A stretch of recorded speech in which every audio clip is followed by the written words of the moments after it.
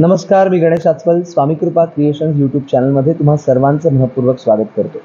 मित्रांनो, आज निमित्त काहीतरी खास आहे, कारण मुंबई मराठी साहित्य संघात आपण आलो आहे, कारण तिथे ऑल द बेस्ट या अतिशय गाजलेल्या नाटकाचा प्रयोग आहे. आणि मुख्य म्हणजे ऑल द बेस्ट या नाटकानं आम्ही जेव्हा कॉलेजमध्ये होतो तेव्हा आम्हाला वेड लावलेलं होतं, आणि त्यानंतर आता अनेक वर्षानंतर पुन्हा नवीन संचात नवीन पिढीसोबत हे नाटक बघण्याचा योग येतोय. आणि या नाटकात महत्त्वाची भूमिका करणारा देवेंद्र पेम यांचा मुलगा मनमीत पेम आता आपल्यासोबत आहे. हाय मनमीत. हॅलो, तुझं स्वागत आहे आधी. थँक्यू चॅनल तर्फे. आणि जाणून तेच घ्यायचंय मुख्य म्हणजे की वडीलच लेखक दिग्दर्शक, वडिलांच्या तालमीत तयार होणं आणि ऑल द बेस्ट साकारणं, काय नेमकं वाटतंय आता? काय सांगू, जाम भारी. याच्याहून काहीतरी बरा शब्द असेल तर तो वापरला असता मी, कारण नाही, खूप मजा आणि वेगळी प्रोसेस होती माझ्यासाठी.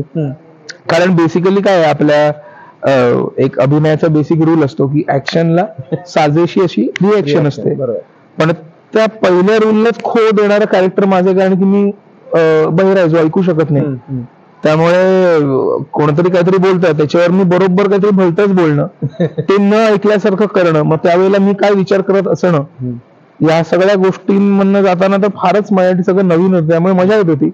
आम्ही वेगवेगळे एक्सरसाइजेस केले, बाबांनी पण खूप मदत केली त्याच्यात.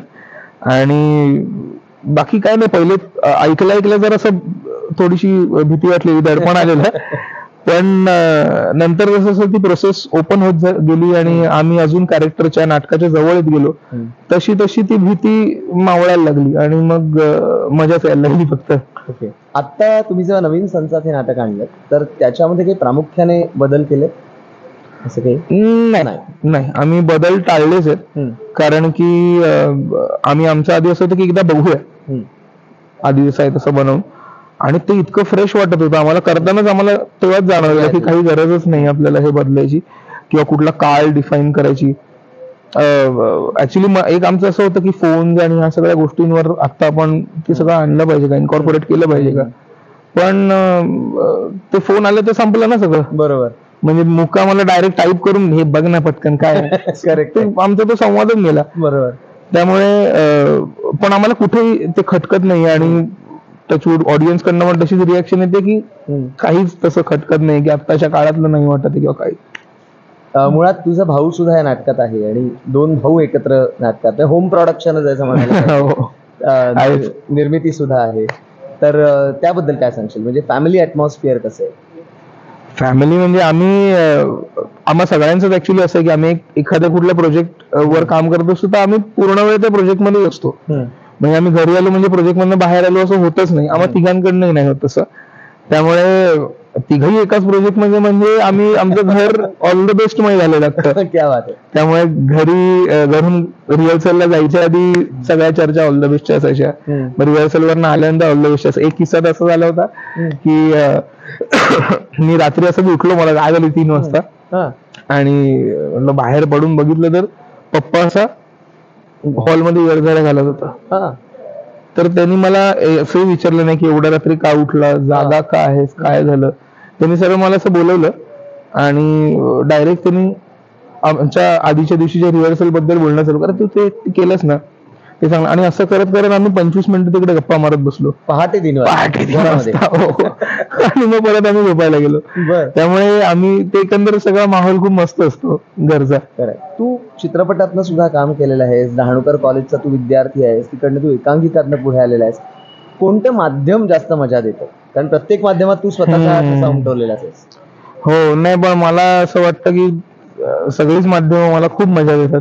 मी असं खरं नाही चूज करू शकत, कारण की ती खूप म्हणजे थिएटर मध्ये करण्याचा जो थिएटरचा जो अभिनय आहे तो प्रॉपर वेगळा आहे, आणि मला ते जाणवतं कारण की आमची प्रोसेस वेगळी असते. थिएटरमध्ये काय होतं, तुम्हाला ते इतक्या वेळा जगून पण ते फ्रेश ठेवण्याची जी कला आहे ती तुमच्याकडे असणं फार गरजेचं आहे. फिल्म मध्ये काय होतं की तुम्ही कुठूनही मधला सीन लागलेला असतो, तुम्हाला काही मागे पुढे काही नसतं. त्यामुळे तिकडे तुमचा अभिनयाचा कस लागतो की हा तुला आधीचा सीन माहिती पाहिजे, पुढच्या सीन मध्ये तू काय केला नाहीस तरी काय करणार आहेस याची क्लॅरिटी तुला पाहिजे, आणि तू तो सीन केला. म्हणजे इतक्या क्लॅरिटी, इतक्या तयारीने तुम्हाला ते सीन्स आधीपासून प्रिपेअर करून तिकडे जायला लागतं, कारण की एकच टेक आहे. अजून तुमच्याकडे काहीच नाहीये की पुढच्या प्रयोगात बघू.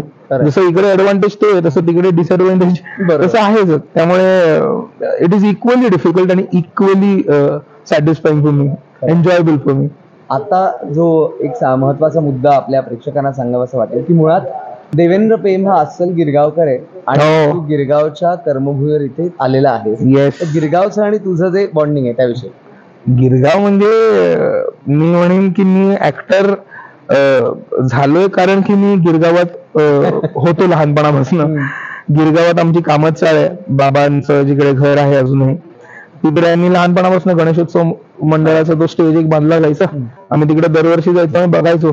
मला वेड्यासारखं स्टेज फ्राईट होतं. मी कॅमेरा कॉन्शियस होतो. मी म्हणजे मला जमायचं नाही, मी डायरेक्ट म्हणजे चड्डीत करून टाकायचं. इतक्या लेवलला मी स्टेज फ्राईट होतं मला. तर ते पहिलं स्टेज ज्याच्यावर मी एक गाणं गायलो. बरं. ते पण गाणं मी जे प्रिपेअर केलं गाऊच शकलो नाही. बाहेर आलो, मम्मीने ट्विंकल ट्विंकल लिटिल स्टार गायला लावलं शेवटी. ते माझं पहिलं गाणं मी कामात चाळीच्या स्टेजवर गायलेलो. बरं. पण तिथं कॉन्फिडन्स आला.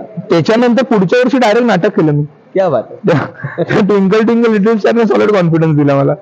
त्यामुळे गिरगाव तर खूप जवळच आहे माझ्या. दरवर्षी गणपतीसाठी इकडे येणं आणि गणेशोत्सव म्हणजे गिरगाव सारखा कुठेच नाही होत. जसं ते म्हणाल तसं शोभायात्रा पण आहे गिरगावात. अरे म्हणजे काय, दहीहंडी, सगळेच उत्सव आपल्या इकडे खूप छान साजरे होतात. त्यामुळे गिरगाव तसं सणांमुळे आणि एकंदर इकडच्या लोकांमुळे फार जवळच आहे माझ्या. म्हणजे बघा, गिरगावनी त्याला जो आत्मविश्वास दिलेला आहे कामच चाळीच्या, तो खूप महत्वाचा आहे. अजून आगामी प्रोजेक्ट काय ते आपल्या प्रेक्षकांना? आता काही फिल्म्स केल्यात, त्या लवकरच येतील. एक येली महादेव, आत्ताच त्याचं मोशन पोस्टर पण आलंय. अंकुश. करेक्ट. त्याच्यात मी काम केलेलं आहे आणि फार छान फिल्म आहे ती. मस्त आहे. फुल VFX आणि थोडासा वेगळ्याच झोनला जाणारी स्टोरी आहे. सगळ्यांना आवडेल, लवकरच येईल ती. आपण मनवीतला खूप खूप शुभेच्छा देऊया आणि आमच्या चॅनल करता वेळ दिलास त्याबद्दल ऑल द बेस्ट. थँक्यू.